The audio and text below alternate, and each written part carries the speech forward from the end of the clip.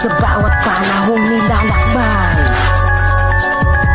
Nilulupig na ng hipnotismo, imperialismo dito sa buong sanlibutan.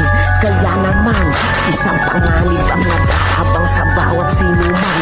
Hindi mo batid kung ito'y isang kaibigan o isang kaaway na nasa iyong harapan at tagiliran o likuran. At kahit ang matalik mo kaibigan ay isang maaaring mapanganib na kalaban, ito'y isang mensahe ng isang estranghero na may mabuting kalooban. Sa bawat oras, sa bawat buhay, sa bawat panahong nilalakbay.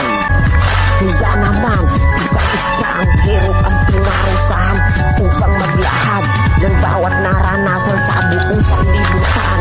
Sa kanyang pagkalunod, hindi na nasagip, pagkat ang puso niya'y puro na lang galit. At sa iyong mga kamay, ang buhay niya'y naging makulay. Sa landas na naliligaw, sumisigaw, humihiyaw.